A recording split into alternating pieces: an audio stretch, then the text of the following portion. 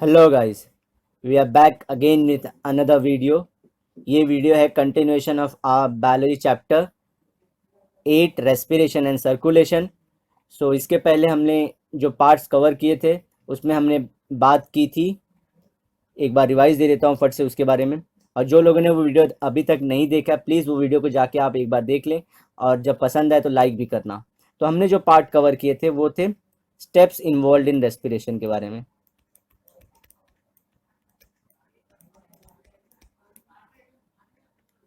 उसमें जो थे स्टेप फर्स्ट था वो था ब्रीदिंग के बारे में।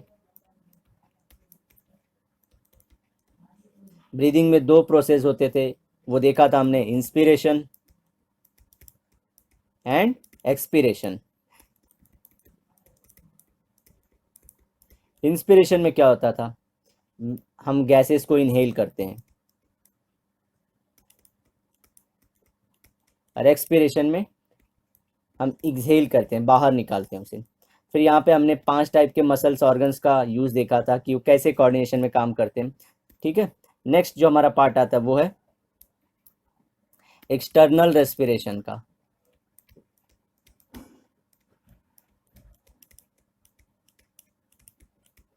ये कहाँ पे होता है, ये टेक प्लेस करता है हमारे एल्वियोलिस के अंदर। तो वहाँ हमने रेस्पिरेटरी मेम्ब्रेन की बात की थी, partial pressure of O2 and partial pressure of CO2 का एक थोड़ा सा हमने पॉइंट रेज किया था वहाँ पे। उसके बाद हमने देखा है जो थर्ड पार्ट है वो है इंटरनल रेस्पिरेशन का।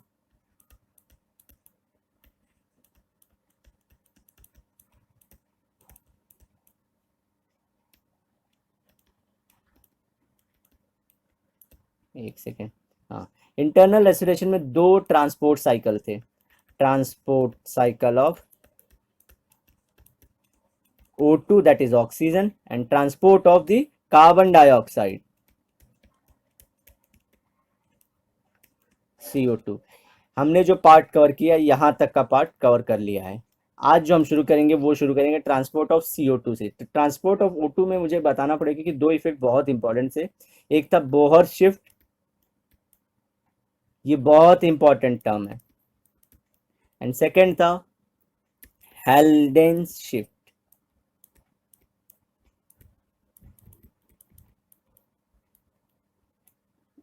ये था राइट शिफ्ट, ये था लेफ्ट शिफ्ट। आप जरूर जाके वीडियो देखिए, ये आप लोग के लिए बहुत इंपॉर्टेंट है, ये सब अपने बॉडी प्रोसेस के बारे में जानना। ठीक है, दो आप लोग अगर इवन कुछ अलग एग्जाम के लिए ट्राई कर रहे हैं फिर भी ये जनरल नॉलेज के लिए बहुत इंपॉर्टेंट है सब चीज़ जानना। अब हम जो शुरू करेंगे वो है ट्रांसपोर्ट ऑफ CO2 साइकिल के लिए। ठीक है, ये पार्ट हम लोग कंटिन्यू करेंगे।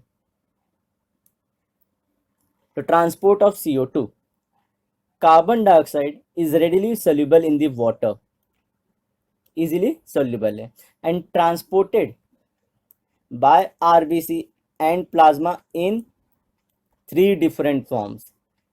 हमने देखा था O2 में दो थे, प्लाज्मा था एक, और एक था RBC, और RBC के अंदर हीमोग्लोबिन था। ये रिस्पॉन्सिबल था 97% ऑफ ऑक्सीजन के लिए, प्लाज्मा रिस्पॉन्सिबल था 3% ऑफ ऑक्सीजन के लिए। लेकिन CO2 में आपको 3 टाइप के होंगे, ये ध्यान रखना है आपको। तो फर्स्ट क्या है, by plasma in the solution form. तो सोल्यूट सॉल्वेंट सोल्यूशन के बारे में तो आप ऑलरेडी जानते थे, कितना परसेंट, लेकिन 7%, ओनली 7% ऑफ CO2। तो हम लोग सिर्फ CO2 की बात करेंगे इसमें। ठीक है, is transported in dissolve form as carbonic acid. Carbonic acid weak acid है, लेकिन इसका फॉर्मूला क्या होता है, H2CO3, which can break down into CO2 and H2O। तो जैसे आप केमिस्ट्री में देखे रहेंगे इक्विलिब्रियम का साइन रहता है वहाँ पे, तो ये इक्विलिब्रियम, तो रेडिली कंडीशन चेंज होते ही H2CO3 H2O प्लस CO2 में टूट सकता है। कितना परसेंट ऐसे रिस्पॉन्सिबल है, 7%। अब बाय कार्बोनेट आयन के फॉर्म में, ठीक है, ये रिस्पॉन्सिबल है 70% ऑफ ट्रांसपोर्ट के लिए। अब देखेंगे सब कैसे होता है, एक बार सिर्फ गो थ्रू करते हैं, आपको चीज़ें क्लियर होती हैं कि मैं फ्रेम क्रिएट करूंगा आपके लिए कि कैसे कैसे ये सब हो रहा है.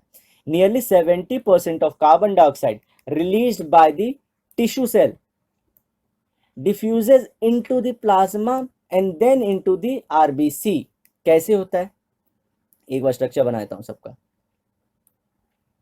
समझिए आपका टिश्यू है, बहुत सारे टिश्यू हैं क्योंकि टिश्यू मल्टीपल सेल से बना होता है. ये बाजू में आपका ब्लड की कैपिलरी है और ब्लड वेसल है. इसके अंदर आरबीसीज होते हैं बहुत सारे.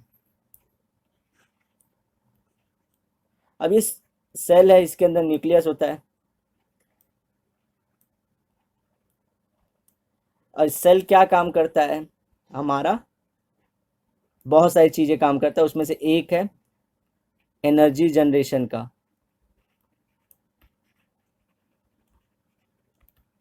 सो ये कोई ना कोई काम के लिए एनर्जी जनरेट करता है और एनर्जी जनरेट करने के लिए किसका यूज होता है, O2. फिर O2 को यूज करने के बाद वो किस में कन्वर्ट हो जाता है, CO2 में. तो सेल क्या करता है, जो हमारा ये टिश्यू है, ये CO2 जो बहुत सारा जमा करके रख लिया है, ये ट्रांसफर करता है फर्स्ट प्लाज्मा में, फिर प्लाज्मा से आरबीसी में. ठीक है, ये हमारा जो हम बोल रहे थे ना बाइकार्बोनेट आयन के फॉर्म में, आयन फॉर्म,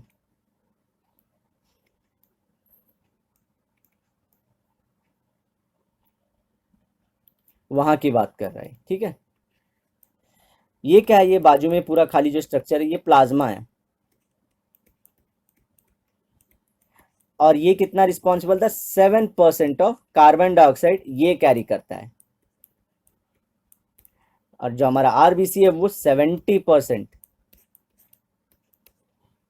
देखते हैं, फर्स्ट हो गया, अब दूसरी की तरफ हम लोग कर रहे हैं. In the RBC CO2 combines with water. CO2 combines with water in presence of NZN containing enzyme. एक एंजाइम होता है. एंजाइम क्या होता है, हमारे बॉडी का नेचुरल कैटालिस्ट होता है. नेचुरल कैटालिस्ट होता है और कैटालिस्ट का काम क्या होता है, रेट ऑफ रिएक्शन को इनहैंस करता है, इंक्रीज करता है, जिससे क्या होता है, प्रोसेस या रिएक्शन फास्ट हो जाता है. That is the work of catalyst. So enzymes are catalyst. So ZN containing, ऐसा एक एंजाइम जिसके पास जिंक है, उसका नाम क्या है, carbonic anhydrase, to form carbonic acid. अच्छा, बाइकार्बोनेट आयन कैसे फॉर्म होता है, HCO3-, ये बाइकार्बोनेट आयन है. ठीक है, ये याद रखना है. अगेन ये कहाँ प्रेजेंट होता है, जो हमारा एनहाइड्रेज है आरबीसी के अंदर, और ये इसके मेटल, इसका कोर मेटल क्या है, जिंक है. और ये क्या करता है काम, नाम में ही कार्बोनिक एनहाइड्रेज है, ये कार्बोनिक एसिड बनाता है. Carbonic anhydrase enzyme is found in RBC and not in plasma. Plasma के अंदर ये नहीं होता है, तो ये ध्यान रखना है इसका. अगर आपको ओरिजिन प्लेस पूछे तो आपको ध्यान रखना चाहिए कि आरबीसी है, ना कि plasma. The rate of formation of carbonic acid, जो कार्बोनिक एसिड बन रहा है inside the RBC is very high as compare to the formation in the plasma. क्यों यहाँ पे हाई है, क्योंकि यहाँ पे एंजाइम, और एंजाइम क्या काम करता है, कैटालिसिस का. ठीक है, तो इसलिए रेट ऑफ रिएक्शन वहाँ पे फास्ट है. कहाँ पे, आरबीसी के अंदर. हमने देखा था H2CO3 और कहाँ बन रहा है, H2CO3 बन रहा था कार्बोनिक एसिड, प्लाज्मा में भी बन रहा था, लेकिन प्लाज्मा सिर्फ 7%, यहाँ पे 70%. तो रेट बहुत फास्ट होनी चाहिए, इसलिए यहाँ पे कार्बोनिक एनहाइड्रेज एंजाइम है.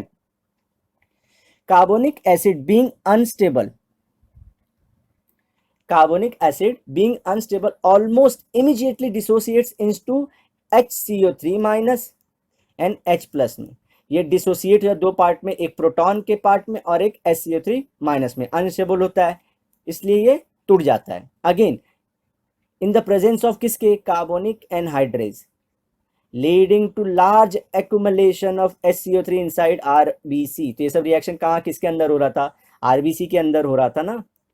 तो HCO3 माइनस और H प्लस 2 में बटा, तो ये आयंस इतने एक्यूमुलेट हो चुके हैं, लेकिन ये आयन किसने बनाया, कार्बोनिक एनहाइड्रेज ने। सो आप कार्बोनिक एनहाइड्रेज के 2 रोल देख चुके हैं ऑलरेडी अभी तक, तो ध्यान रखते जाइए। तो देखिए CO2 प्लस H2O बना H2CO3 कार्बोनिक एसिड, और ये टूट के वापस से बनाया प्रोटॉन आयन, और क्या बनाया, बाइकार्बोनेट आयन। ठीक है, ये ध्यान रखना। देखिए ये अपना कार्बोनिक एनहाइड्रेज एंजाइम है, ये इक्विलिब्रियम में सब प्रोसेस है। ये रिवर्स भी हो सकते हैं, कंडीशन चेंज होगी तो रिवर्स, तो आपको रिवर्सिबिलिटी का साइन लगाना बहुत जरूरी है। अब अगला स्टेप क्या होता है, इट दस moves out of the RBC। कौन मूव होता है, HCO3 माइनस। क्यों प्लाज्मा में, क्योंकि प्लाज्मा बहुत बड़ा होता है। प्लाज्मा क्योंकि RBC में से कहाँ जाएगा, प्लाज्मा में, प्लाज्मा बहुत बड़ा होता है, यहाँ पे बहुत सारे आयंस होते हैं, तो ये सब मैनेज कर सकता है कौन, प्लाज्मा आयंस को मैनेज कर सकता है। तो this would bring out the imbalance of charge inside the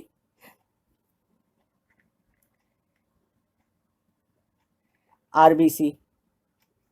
समझ रहे हैं आप, तो देखिए क्या होता है, बताता हूँ एक बार।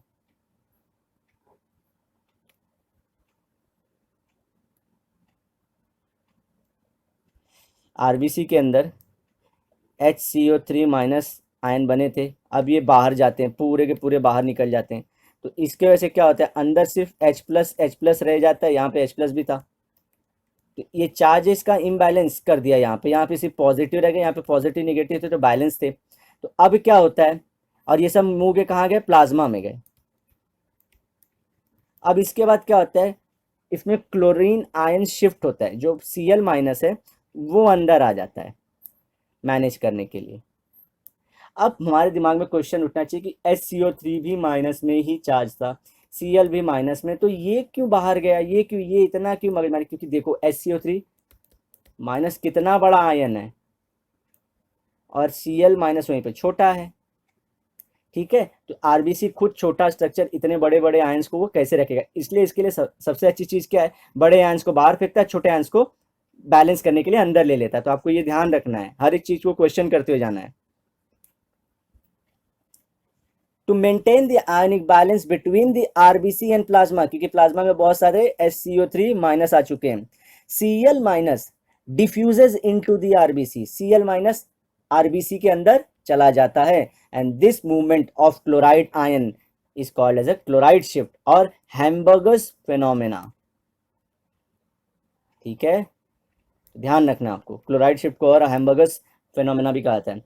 अभी जो HCO3 माइनस, अगला step, HCO3 minus that comes into the plasma joins to किसके, Na और K plus to form NaSO3 और KSCO3 to maintain pH of blood.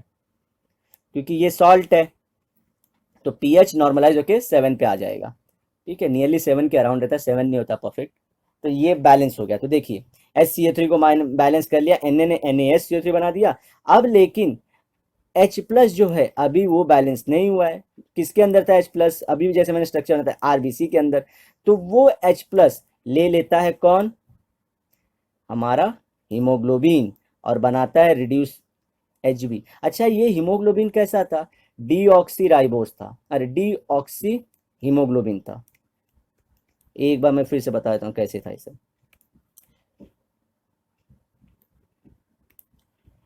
देखिए ये सेल है, टिश्यू सेल है, यहाँ पे हमारा ब्लड कैपिलरी बड़ा सा बनाया था, इसके अंदर ये एक RBC, ऐसे बहुत सारे RBC हैं। ठीक है, ये RBC के अंदर क्या है, Hb है। ठीक है, तो दो कंडीशन कर लेते हैं। ये सेल फिर से, ये ब्लड कैपिलरीज, फिर से वही RBC। अब ये सेल क्या रहता है, सेल को ऑक्सीजन कौन देता है, हीमोग्लोबिन देता है, O2 देता है उनको। क्योंकि हीमोग्लोबिन का स्ट्रक्चर कैसा था, हमने लास्ट लेक्चर में भी डिस्कस किया था, इसके पास 4 फेरस जैसे आर्म्स होते तो वहाँ पे O2 अटैच करके रखता है ये। तो ये क्या करता है, ये ऑक्सीजन दे देता है। अब ऑक्सीजन देने जब दे देता है तो इसको जब ऑक्सीजन लेता है तो बोलते हैं ऑक्सी हीमोग्लोबिन, ऑक्सी हीमोग्लोबिन, और जब दे देता है तो उसे बोलते हैं डीऑक्सी हीमोग्लोबिन। तो समझिए इसने अपना एक ऑक्सीजन दे दिया, ठीक है। अब इसके पास 3 ही है और ये आर्म उसका अभी खाली है, ठीक है। अब क्या करता है सेल, ये O2 को यूज करता है, ये O2 को यूज करता है और क्या बनाता है, CO2। अब ये CO2 क्या करेगा, ये वापस देता है, सेकेंड स्ट्रक्चर में देखिए CO2 को वापस देता है। अब यही हीमोग्लोबिन, ये वाला ही हीमोग्लोबिन जो डीऑक्सी था यहां पे खाली बैठा है, तो ये क्या करता है,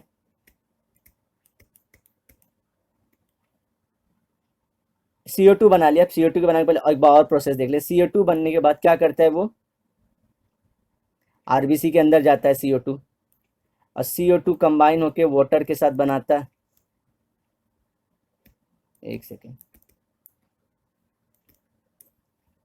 CO2 जाके वाटर के साथ H2O के साथ मिलके बनाता है H2CO3, और ये H2CO3 ब्रेक होके बनाता है H plus plus HCO3 minus. ये हमने एनहाइड्रेस, कार्बोनिक एनहाइड्रेस के प्रेजेंस में सब देखा था। अब क्या होता है, ये इसके अंदर आरबीसी के अंदर 2 आयन है, एक है H plus plus HCO3 minus, 2 ion है। लेकिन आगे प्रोसेस बढ़ते हुए क्या होती है, HCO3 माइनस जो है बाहर चला जाता है, और ध्यान रखना ये हमारा H प्लस अभी भी है, हमारा H प्लस अभी भी है, जो बाहर गया वो HCO3 माइनस गया। ये HCO3 के बदले हमारे अंदर कौन आता है, Cl माइनस। आरबीसी के अंदर कौन आता है, Cl माइनस, और HCO3 वहीं पे कहाँ है, बाहर की तरफ है। अब ये HCO3 जो बाहर गए थे बहुत सारे, ये इन टर्न किससे अटैच होता है, Na से, और बनाता है, और K से, Na प्लस से अटैच होता है और बनाता है NaHCO3, सोडियम बाइकार्बोनेट बना देता है। अब बचा कौन, H प्लस। ये जो H प्लस है हमारा, ये H प्लस, और जो ये हीमोग्लोबिन खाली बैठा है जिसने अपना एक आर्म दे दिया था, वो ये H प्लस से अटैच होता है, H प्लस से अटैच होता है। तो ये कौन सा हीमोग्लोबिन था, ऑक्सी हीमोग्लोबिन था या डीऑक्सी, तो ध्यान रखना है डीऑक्सी हीमोग्लोबिन, हीमोग्लोबिन, ठीक है। और ये क्या हो गया, अगर इसने H एक्सेप्ट किया तो इसका रिडक्शन हो गया, इसलिए रिड्यूस्ड Hb हो गया।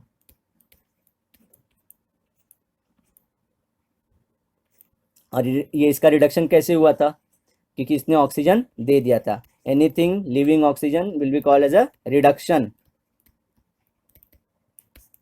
ठीक है। ये रिड्यूस्ड फॉर्म में था तो यहाँ पे रिड्यूस्ड फॉर्म यूज किया और H प्लस एब्जॉर्ब कर लिया, ठीक है।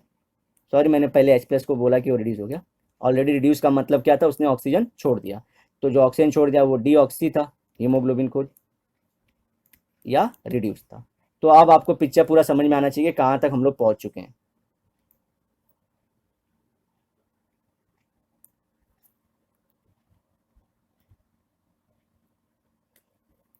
Thus, H plus ion might be expected to lower the blood pH,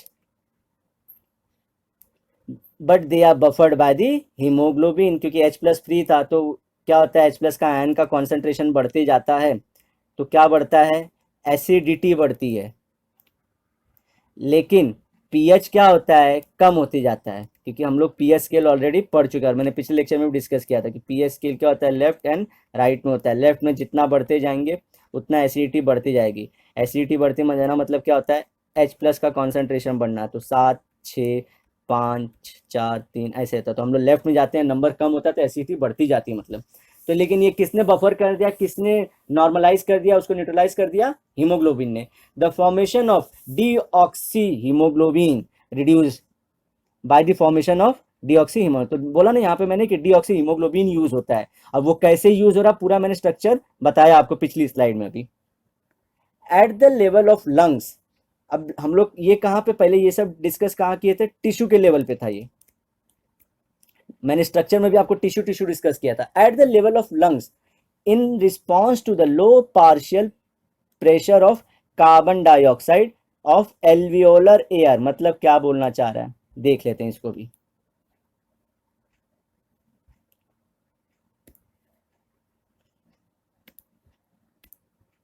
अब मैं लंग के पास हूं, ये राउंड राउंड हमारे एल्वियोले हैं।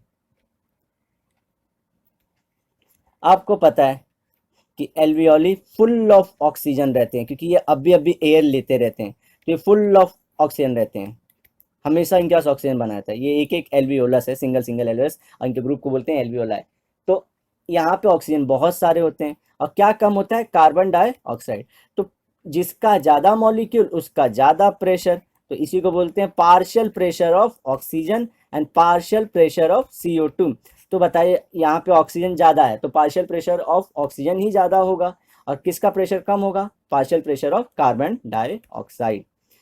अच्छा, ये लंग में कहाँ होता है, लंग को हमने जैसे पढ़ा है कि ब्रोंकाई रहते हैं, तो वो प्राइमरी में डिवाइड होते हैं, प्राइमरी ब्रोंकाई, फिर सेकेंडरी ब्रोंकाई, फिर उसके बाद टर्शरी, वो और डिवाइड होता है, और टर्शरी डिवाइड होके क्या बनाता है, टर्मिनल, और टर्मिनल के आजू बाजू गुच्छे में रहते हैं एल्वियोलाई। ठीक है, तो यहाँ ये लंग के अंदर ये सब, और यहाँ पे ऑक्सीजन बहुत ज़्यादा है, तो आप स्ट्रक्चर हमेशा समझते रहिए दिमाग में। हाइड्रोजन आयन, हाइड्रोजन आयन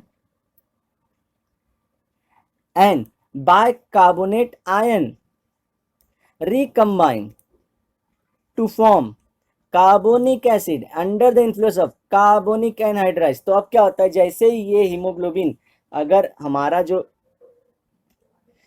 ये आरबीसी था, जो आरबीसी था, अब इसके पास ये सब था, HHB था, ठीक है, Cl माइनस था, बाहर NaSCO था, लेकिन ये अब जाएगा लंग के पास, क्योंकि ट्रैवल करता है प्लाज्मा के अंदर से, बार बार बार जाएगा टिश्यू के पास है। समझिए टिश्यू कहाँ का, ये समझिए मेरे थाई का टिश्यू है।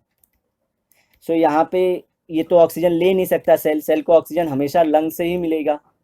तो सेल को अगर लंग से और ये चाहिए तो ये पहले किसको बोले, कहाँ से जाएंगे, ये हमारे प्लाज्मा के थ्रू जो आरबीसी है वो ला के देते हैं। तो ये आरबीसी ट्रैवल करते हैं ब्लड के थ्रू पूरा जाके लंग के पास। ठीक है, तो ये जो HHB है ये लंग के पास गया, तो इसके बारे में बता रहा है कि ये क्या करता है, वापस से कंबाइन करके क्या बनाया था हमारा H2CO3, और वे अंडर द इन्फ्लुएंस ऑफ ये कार्बन डाइऑक्साइड एंड वाटर में कन्वर्ट हो जाता है। तो जो साइकिल हमने ऊपर देखा था कि टिश्यू टू आरबीसी के अंदर कौन सा था, फॉरवर्ड रिएक्शन हमने देखा था, और आरबीसी टू लंग्स ये अलग हो गया। ठीक है, उल्टा हो गया। ये फ्रेम क्रिएट करते जाइए माइंड में कि टिश्यू टू आरबीसी प्लाज्मा में जो था, यहाँ पे रिएक्शन कैसा था, CO2 plus H2O which gives H2 plus, और बाद में टूट जाता है H plus plus HCO3 minus के। लेकिन आरबीसी टू लंग्स ये चेंज जाता है, H plus HCO3 minus combine होके बनाते हैं H2CO3, और ये देता है CO2 प्लस H2O। तो लंग के पास आरबीसी में ये होगा, और टिश्यू के पास आरबीसी में ये रहेगा। ध्यान रखिए, बहुत टाइप के क्वेश्चन पूछ सकते हैं घुमा फिरा के, इतने चांसेस है यहाँ पे। अब ये हमारा हो चुका, क्योंकि ये CO2 अब पहुंच चुका है लंग के पास, तो लंग दे देगा, जैसे हमने देखा था कि जो आरबीसी रहेगा वो एल्वियोलाई को दे देगा, एल्वियोलाई इसको ऑक्सीजन दे देगा, फिर से उसके पास चला जाएगा टिश्यू के पास, फिर से साइकिल घूमती रहेगी। मैं फिर से एक्सप्लेन करूंगा एक बार, सिर्फ हम लोग एक बार कंप्लीट कर लेते हैं।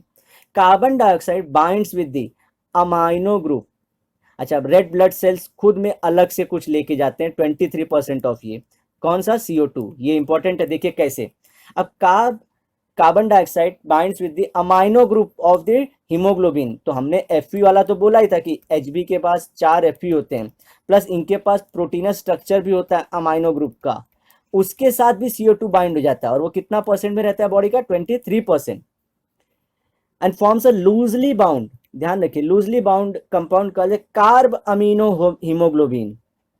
कार्ब मतलब कार्बन डाइऑक्साइड, अमीनो मतलब अमाइन से अटैच, और हीमोग्लोबिन का स्ट्रक्चर है, तो carbamino haemoglobin, this molecule readily decomposes in the region where the partial pressure of carbon dioxide is लो।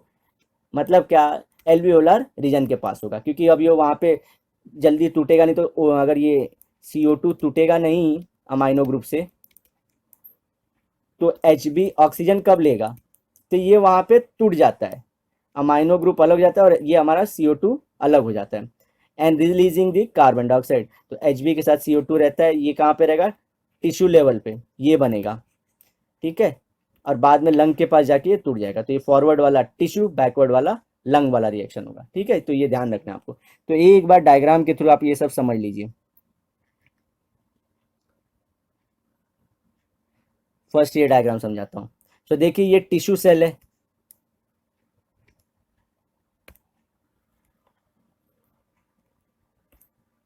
यहाँ पे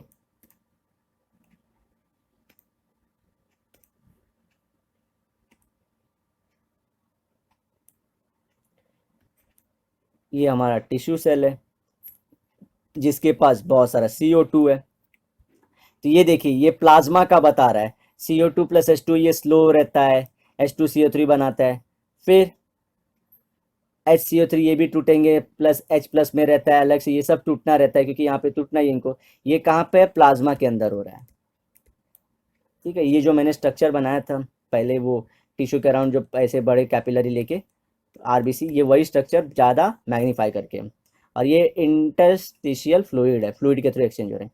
ये देखिए ये कितना, जो हमारा RBC के अंदर हीमोग्लोबिन ये 70% है। तो यहाँ पे देखिए forward reaction, carbon dioxide plus H2O, fast carbonic anhydrase H2CO3, फिर से Ca रहता है, फिर से H प्लस CO3 माइनस रहता है, H प्लस में रहता है, फिर क्या होता है, ये बाहर की ओर चला जाता है, ठीक है, और Cl माइनस अंदर की तरफ शिफ्ट मारता है, और ये बचा H प्लस कौन कंबाइन कर ले रहा है, HB। तो देख रहे हैं यहाँ पे रिड्यूस जो डीऑक्सी HB हीमोग्लोबिन था वो HHB हो चुका है। तो देखिए chloride shift via transport of protein, तो इसमें इनसाइड जा रहा है, देखिए इन दी प्रोटीन, यहाँ पे हमारे RBC के अंदर जा रहा है हीमोग्लोबिन के पास। और क्या हमने बोला था, ये कितना परसेंट था, 70%। अब 23% में क्या होता है, जो अमाइनो ग्रुप रहता है, अमाइनो ग्रुप रहता है किसका, हीमोग्लोबिन का, वो अटैच होता है। तो देखिए यहाँ पे CO2 प्लस HB दिया है, HbCO2, तो कार्ब अमीनो हीमोग्लोबिन बन रहा है यहाँ पे, तो ये 23% हो गया, ठीक है। तो अब ये हमारा ये ब्लू लाइन में जो भी दिया है दिखाया है, ये पूरा जोन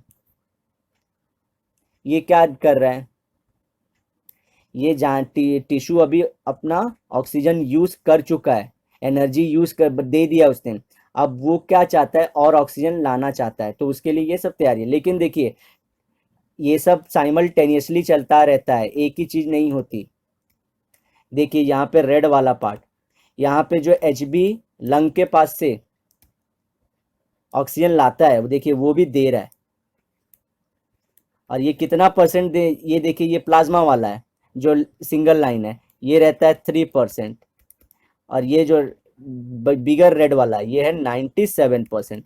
तो देखिए साइमल्टेनियस दिख रहा है, ये कौन से लेवल पे, टिश्यू लेवल पे, टिश्यू के पास ये होता है। टिश्यू मतलब क्या, हमारी बॉडी के कोई ऑर्गन के पास, समझिए फिर से, लिम समझ लीजिए, थाई समझ लीजिए, या अपना हैंड समझ लीजिए, कुछ भी समझ लीजिए, स्टमक, सब जगह यही हो रहा है। तो आपको ये स्ट्रक्चर समझ में आना चाहिए। अब हम देखते हैं हमारे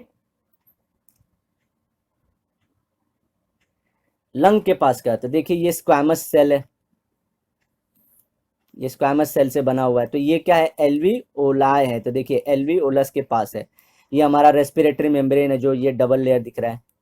अब यहाँ पे क्या होगा, देखिए यहाँ पे ज़्यादातर क्या होगा, पार्शियल प्रेशर ऑफ CO2 कम है इसलिए CO2 सब अंदर की तरफ जाएगा। वहीं पे ब्लू लाइन देखिए ऊपर की तरफ बाहर जा रहा था, it is outward outward outward. जो ज्यादा परसेंट में उसको उसी परसेंट के हिसाब, जो कम है उसको कम के हिसाब से दिखाया। और देखिए यहाँ पे ये वाला साइन नहीं दिखाया है, इक्विलिब्रियम वाला मार्क नहीं ऐसा दिखाया है, क्योंकि ये वन वे रिएक्शन है यहाँ पे। फिर से अब हमने जो बोला था ये कंबाइन हो जाता है, प्लाज्मा वाला कंबाइन हो जाता है, H ये हो जाएगा, CO2 बन जाएगा और CO2 यहाँ से दे देगा। जो रिएक्शन फॉरवर्ड था आपको साइन चेंज करके सिर्फ उल्टा, क्योंकि जैसे देखते हैं लोग ऑक्सीजन बहुत है ये लोग हो जाता है, लेकिन रिएक्शन स्लो ही रहेगा। अब यहाँ पे भी H+CO3 था, H जो रहेगा अपना HHB था, तो ये रीजन में अब ये टूट जाता है, ये तोड़ के देता है। देखिए यहाँ पे फ्री कर लिया इसने, HB फ्री हो गया और H+ भी फ्री हो गया। अब ये क्या होता है, ये Cl- जो रहेगा बाहर जाएगा और SCO3 को अंदर भेजेगा, तो क्लोराइड शिफ्ट आउट। ठीक है, अब ये SCO3 H+ से कंबाइन होके H2CO3 बनाएगा हमारे Ca के प्रेजेंस में, कार्बोनिक एनहाइड्रेस के प्रेजेंस में। फिर ये वापस से फास्ट रिएक्शन CO2 फिर से ये दे देगा एलवी ओलाई को। अब यहाँ पे देखिए ये पूरा blue cycle carbon dioxide cycle है। फिर हमने जैसे बोला था, ये देखिए ये दो पार्ट मैंने एक्सप्लेन किया, थर्ड पार्ट रहा है कार्ब अमीनो वाला। कार्ब अमीनो वाला क्या होता है, यहाँ पे देखिए ये लूजली बाउंड होता है, जैसे ही ये जाता है अपने एल्वियोलाई के पास ये तुरंत टूट जाता है। देखिए CO2 फ्री हो गया, H फ्री हो गया, ये भी अंदर घुस जाएगा फिर से। अब यहीं पे देखिए साइमल्टेनियसली ऑक्सीजन ट्रांस अपना दे भी रहा है, इसके थ्रू देता है वो 93% और इसके थ्रू देता है 7%। तो यही 7% वहाँ लेके टिश्यू के पास 3%, सॉरी 3% एंड 97%। तो यही जो 3% लेके जाता है वो प्लाज्मा, ये पूरा जो दिख रहा है ये फ्रेम पूरा पूरा पूरा का पूरा फ्रेम ये प्लाज्मा का फ्रेम है, उसके अंदर एक आरबीसी है ये जिसका एग्जांपल लिया है। आरबीसी 93% देता है, तो यहाँ पे एल्वियोलस दे रहा है giving giving O2 and taking CO2। ये ध्यान रखना है। अब देखिए रेड ब्लड सेल में अपना कौन रहता है, ये HHB मॉलिक्यूल जो आया था बोला ना जो फ्री हो गया, तो वो ऑक्सीजन को लेता है H+ को फ्री कर देता है। देखिए वही साइकिल कंप्लीट हो गई। ठीक है, तो इस तरह से, और यहाँ वाला HB भी फ्री हुआ था, ये HB भी उठाएगा और ये 70 हमारा जो था ये कितना परसेंट, 23%, सॉरी, तो 23% ये ले लेगा। तो इस तरह से हमारा साइकिल कंप्लीट होता है। ये लंग के पास है और देखिए ब्लड प्लाज्मा लिखा भी है। तो आपको पूरा का पूरा डायग्राम समझ में आना चाहिए और ये आपको ध्यान से करना है ताकि लाइफ लॉन्ग आपको याद रहे। कॉन्सेप्ट एक बार अगर आप स्टोरी की जैसे समझ जाए तो लाइफ लॉन्ग याद रहता है, फिर भूलते नहीं हो। हाँ, लेकिन अगर कुछ टर्म जैसे इंपॉर्टेंट रहते हैं, हम नाम भूल सकते हैं कि वो जो एंजाइम था उसका मेटल क्या था, ये अदरवाइज कॉन्सेप्ट याद रहते हैं अगर आप अच्छे से समझ लोगे तो। अब जो हमारा लास्ट पार्ट बचा था ब्रीदिंग के बाद, एक्सटर्नल था हमारा,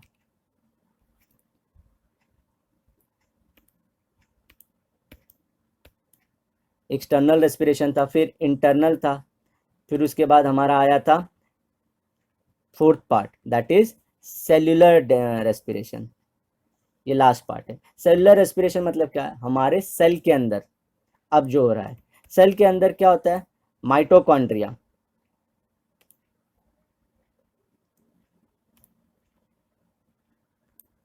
सेल के अंदर क्या होता है, माइटोकॉन्ड्रिया, आप लोग ऑलरेडी जानते हो।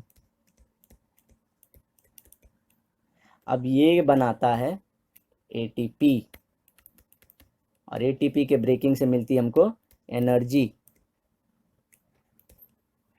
तो आप लोग ने देखा रहेगा कि बिगर लेवल लंग से लेके हमने आरबीसी प्लाज्मा में कैसे ट्रांसफर है, लंग से पहले हमने ट्रांसफर किया था कहाँ पे, एक बार सिस्टम फिर से समझाता हूँ। लंग से एल्वियोलाई को दिया था, एल्वियोलाई से हमारे आरबीसी ने लिया, और प्लाज्मा ने, और टिश्यू तक पहुंचा है। अब टिश्यू के अंदर जो सेल्स रहते हैं इंडिविजुअल, उसके अंदर माइटोकॉन्ड्रिया,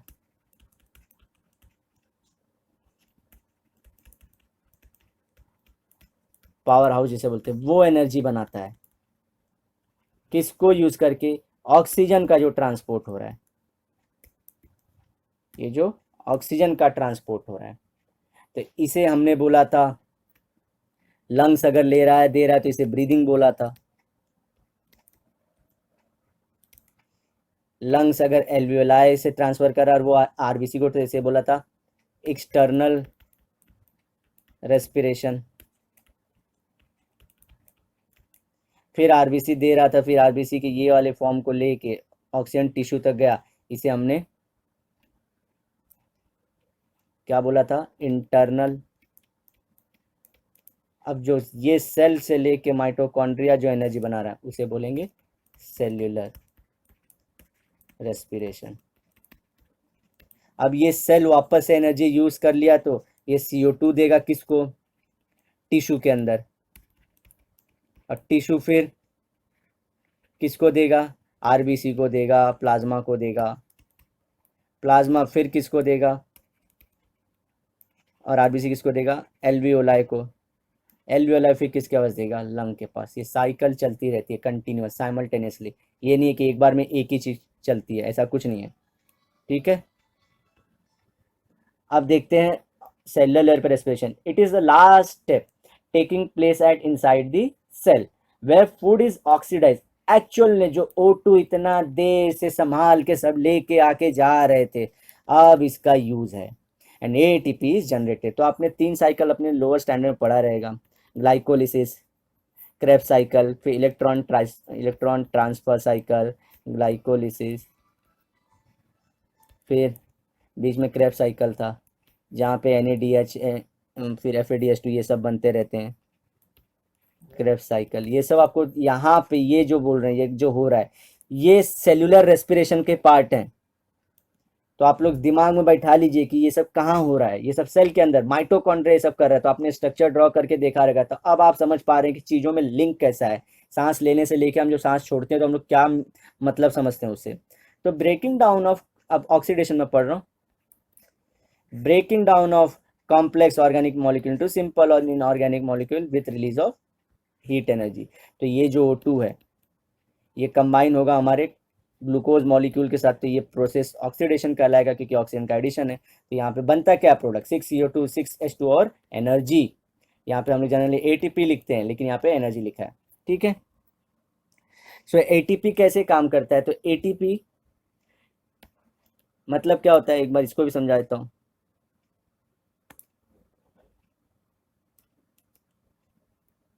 ATP टूटता है ADP के अंदर, और जब ये टूटता है तो हमको मालूम है एनर्जी निकलती है, बेसिक केमिस्ट्री है। अब ADP इनऑर्गेनिक फॉस्फेट से जुड़ता है तो उसको एनर्जी चाहिए होती है। क्या बनाता है? Adenosine triphosphate. यहाँ पे ATP है, सो एडेनोसिन ट्राइफॉस्फेट है, 3 फॉस्फेट है। ये D है, सो ये डाइफॉस्फेट है। ठीक है, तो ये बाद में जब ये टूटता है, ATP टूट के ADP प्लस ये अलग हो जाते हैं और इसके साथ एनर्जी निकलती है।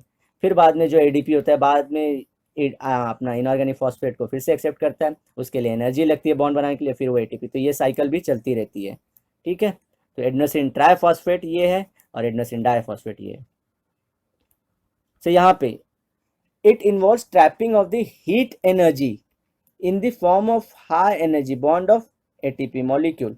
ठीक है, तो जो अगर ADP बना हुआ है वो इनऑर्गेनिक फॉस्फेट को एक्सेप्ट करता है, 7.3 किलो कैलोरी की एनर्जी की जरूरत होती है, तो क्या बन जाता है? ATP। लेकिन इसके पहले अगर ATP रिवर्स में रिएक्शन लिख दूं ऐसे, तो क्या होगी? एनर्जी जनरेट हो जाएगी। तो ये बात जानते हैं आप लोग।